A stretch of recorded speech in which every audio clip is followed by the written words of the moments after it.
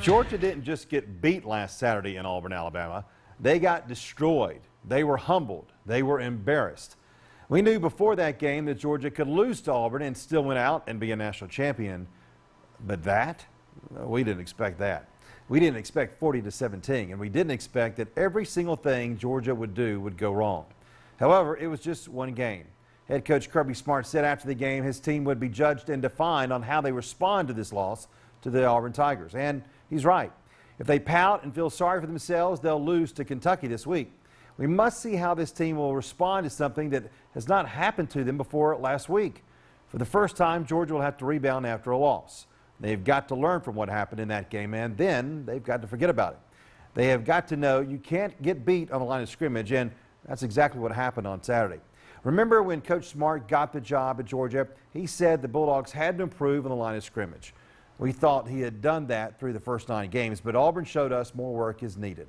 Auburn showed us that Georgia's lines of scrimmage may be good, but they may not be great, at least not yet. But all season, Georgia has learned from what has not gone right. Even though they've won all but one game, things haven't gone perfect for this team. And now they'll have to realize they've got to play better against a great team or they'll be embarrassed again. Georgia might have to play Auburn again in the SEC championship game.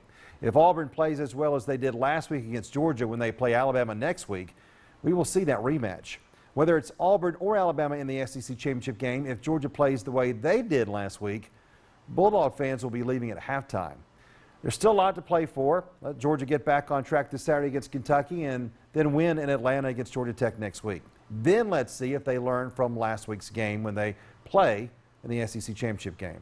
Let's see if they get better by losing. If this team wins out, they'll be the national champions. And maybe, just maybe, losing one game will inspire the Bulldogs. The running game can't be shut out like it was the other day. The defense can't be neutralized like it was the other day.